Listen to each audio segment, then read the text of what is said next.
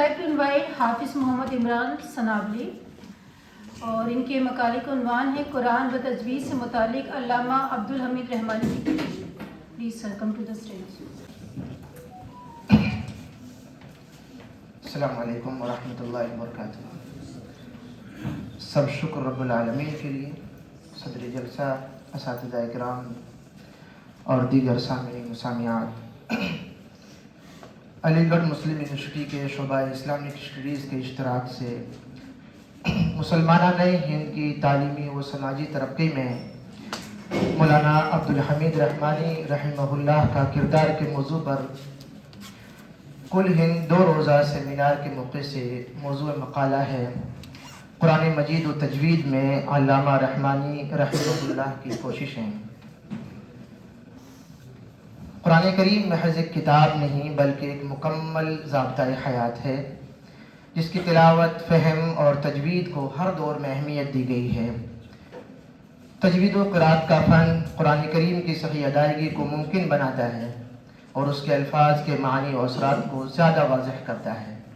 اسلامی تاریخ میں سب سے زیادہ بہت سے علماء کرام نے قرآن کریم اور فن تجوید کو عام کرنے کے لیے گراں کر خدمات انجام دی ہیں. انہی عظیم شخصیات میں سے ایک نمایاں نام علامہ رحمانی رحمہ اللہ کا ہے، جنہوں نے اپنی پوری زندگی قرآن کریم اور تجوید کی تعلیم و اشاعت کے لیے وقف کر دی تھی. اس مقالے میں نے نفس موضوع کے طور پر قرآن کریم، اس کے لغوی و اصطلاحی، تجوید کے لغوی و اصطلاحی اور علامہ رحمانی کا ایک مختصر تعارف بھی پیش کیا ہے.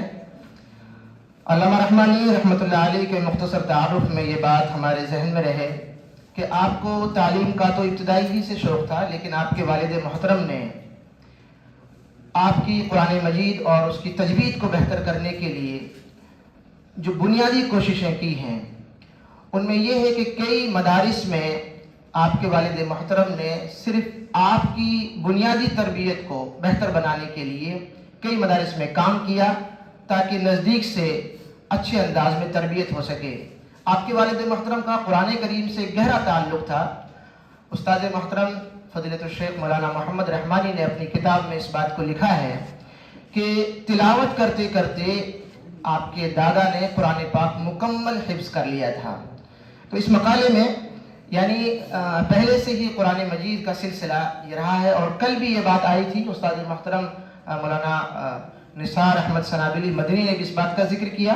مقالہ لکھتے وقت ایک ہمارے بزرگ استاد مولانا عبدالمجید مدنی حفظہ اللہ سے بھی میری کافی دیر تک اس تعلق سے باتیں ہوئی.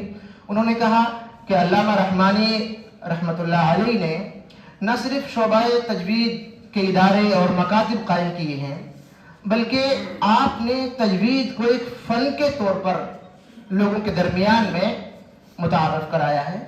اور آپ کی جتنے بھی ادارے ہیں، چاہے وہ جامعہ اسلامیہ سنابل ہو یا دیگر ادارے، ان تمام اداروں میں تجوید کو ایک سبجیکٹ کی حیثیت حاصل ہے. آپ نے طلباء کی چھٹیوں میں اور الگ الگ انداز میں قرآن مجید اور اس کی صورتوں اور اس کی تجوید کے الگ الگ انداز میں اس طریقے سے مسابقے ہوئے تاکہ لوگ قرآن مجید کو تجوید کے ساتھ میں اور تجوید کو ایک فن کے طور پر جان سکیں. علامہ رحمانی رحمۃ اللہ علیہ نے قرآن کریم اور فن تجوید میں جو کوششیں کی ہیں، میں نے اپنے مقالے میں جسے مدارس و مکاتب کا قیام، علامہ رحمانی رحمۃ اللہ علیہ قرآن کریم کی تعلیم اور فن تجوید کے فروغ کے لیے مدارس و مکاتب کے قیام کو اپنی زندگی کا مشن بنایا. انہوں نے 1 درجن سے زیادہ بلکہ 20 سے زائد مدارس قائم کیے اور تقریباً 99 مساجد تعمیر کرائی. ان کی کاوشیں محض تجوید کی تدریس تک محدود نہ رہی بلکہ انہوں نے اسے ایک فن کے طور پر لوگوں کے درمیان میں پیش کیا. اس وقت جتنے بھی ادارے اور شعبہ تجوید اور حفظ میں جو کام کر رہے ہیں ان کو میں نے اپنے مقالے میں درج کیا ہے.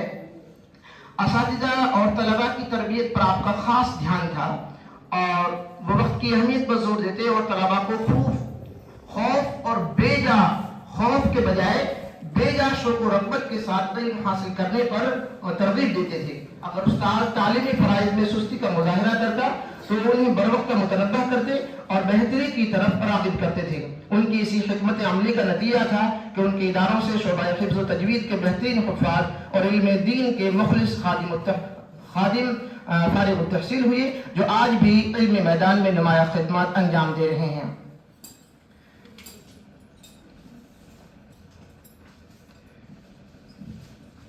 قرآن کریم کی خدمت میں علامہ رحمانی رحمۃ اللہ علیہ کے اداروں سے قرآن کریم کی پرنٹنگ بھی شائع ہوئی، اور اسی طریقے سے قرآن مجید کا ترجمہ بھی شائع ہوا، جو لوگوں کے درمیان میں فری تقسیم ہوا۔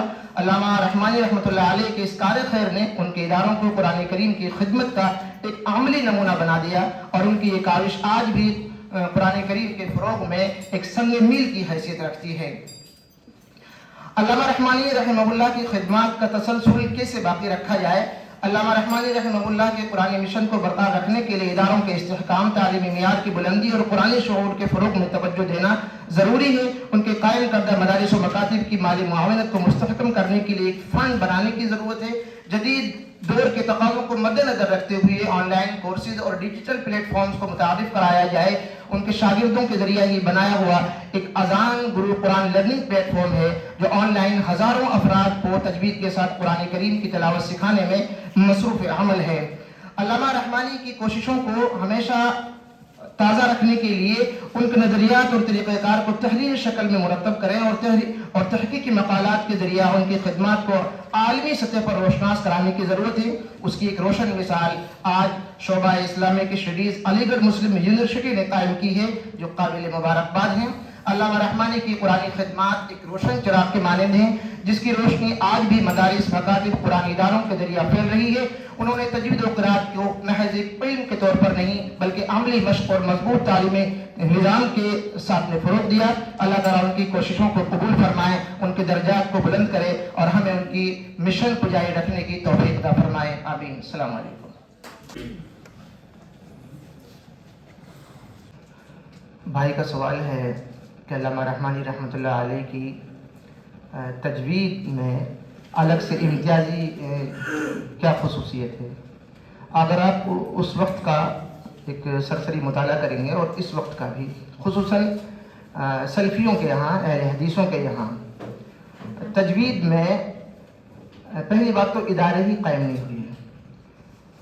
معہد عثمان بن عفان لتحفیظ و تجوید القرآن الکریم، جس وقت اس کی بنیاد رکھی گئی، اہل حدیثوں میں آپ کو شعبہ تجوید ہی نہیں ملے گا۔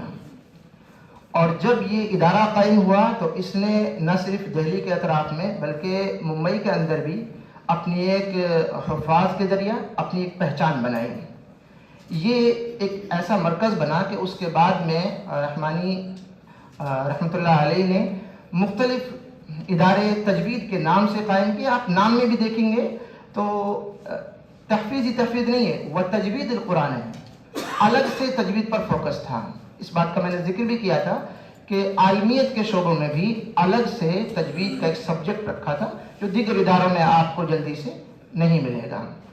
اور بھی مقالے میں بہت ساری ایسی چیزیں ہیں کہ تمام جو ائمہ حرمین ہیں ان سے آپ کے اتنے گہرے مراسم تھے کہ ایک امام آپ کو والد کے درجے میں مانتے ہیں تو دوسرے امام آپ کو استاد مانتے ہیں، اور گھریلو معاملات، تو ان تمام سے آپ کے جو تعلقات جڑے ہیں وہ ایسے ہی نہیں ہیں، بلکہ اس تجوید کو کل بھی یہ بات آئی تھی کہ آپ تجوید کی باقاعدہ کلیہ بنانا چاہتے تھے قرات تک، لیکن وہ ہو نہیں پائی حالات کے سے، یہ خواب شرمندہ تعبیر نہیں ہو پایا تھا۔